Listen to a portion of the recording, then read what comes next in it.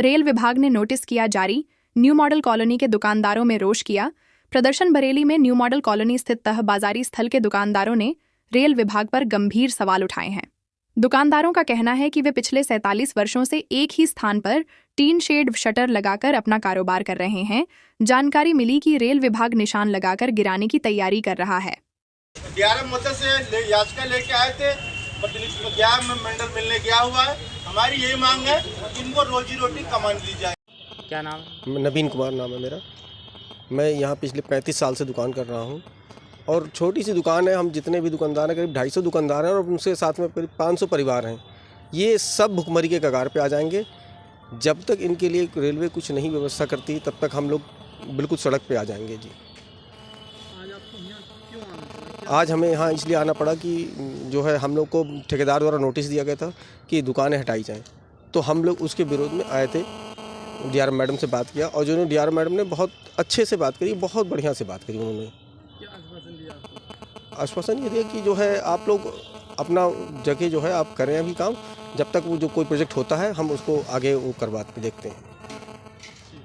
और मैं सर यहाँ पे 10 साल से दुकान चला रहा हूँ और मेरे बाद मेरे पिताजी चलाते थे, लगभग 30 साल पहले दुकान चलाते थे। ठीक है, अब वो बहुत बीमार चल रहे हैं। अब उनकी स्थिति नहीं है कहते कि वो दुकान में बैठ पाएँ, क्योंकि हम लोग बहुत गरीब परिवार से आते हैं साहब। इतना हम पे वो नहीं हो पा रहा है कि अगर हमने 2 दिन से दुकान नहीं खोली, हमने 2 दिन से खाना तक नहीं खाया, 2 दिन से चूल्हा तक नहीं जला हमारा। और ये प्रशासन, रेल प्रशासन हमारी दुकानें को हटाने के लिए नोटिस पे नोटिस भेज रहे हैं। सर हम जाएं तो जाएं कहाँ, ये बताइए। हम बिल्कुल पूरी तरह तबाह हुए हैं। हम आत्महत्या कर लेंगे बिल्कुल। या तो सरकार हमें पूरा मुआवजा दे, या तो हमें पूरी हमारी जो दुकानें हैं लगभग 50 साल हो गए इस मार्केट के लिए। अब एकदम से हमारी दुकानें हटाई जाएंगी तो हम पे क्या बीतेगी, हमारे परिवार पे क्या बीतेगी, हमारे छोटे छोटे बच्चे हैं वो कहाँ जाएंगे।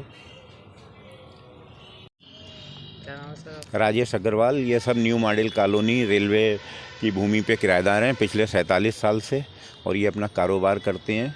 इनके फादर और इनके 4 फादर तक उन्हीं दुकानों में काम करके यहाँ तक आए हैं और रेल द्वारा इनको नोटिस दिया गया है ठेकेदार के माध्यम से भूमि वैकेंट करने के लिए, जिसके संबंध में कल हम इन दुकानदारों से मिले थे और तय कार्यक्रम के तहत आज DRM महोदया के पास आए, उनसे वार्ता की। उन्हें बताया कि भले ही ये लोग तय बाजारी के तहत हैं, लेकिन इनके विद्युत कनेक्शन हैं, इनकी दुकानों में स्ट्रक्चर हैं जो तत्कालीन एट दैट टाइम DRM थे नंदा जी, उनकी सहमति से सब हुआ था।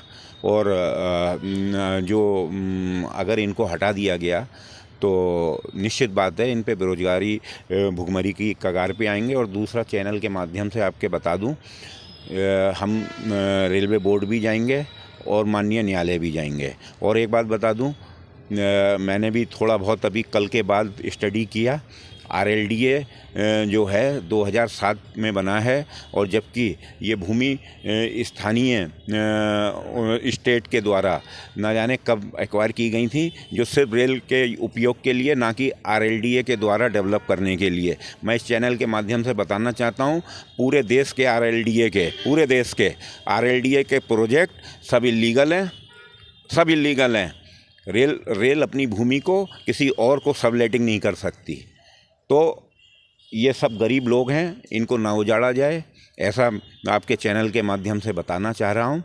और अदरवाइज न्यायालय गए तो फिर इनके संग बरेली में भी 2 प्रोजेक्ट RLDA के द्वारा दिए गए हैं। मैं बरेली विकास प्राधिकरण का सदस्य हूँ और पूर्व में रेल ने बरेली विकास प्राधिकरण को जो पत्र दिया है वो मैं उसकी छायाप्रति आपको दिखाऊंगा। तो आज आपने वो दिया है ज्ञापन? हाँ, ज्ञापन दिया है। तो मतलब क्या आश्वासन दिया है? आश्वासन ये है कि सॉफ्ट कॉर्नर है। हम भी चाहते हैं इनके प्रति सॉफ्ट कॉर्नर हो, क्योंकि 47 साल से ये लोग यहाँ पे काबिज हैं। और लेकिन इस तरह से इनकी स्थिति नहीं है कि ये आज यहाँ पे छोड़ दें तो कहीं और जाएं।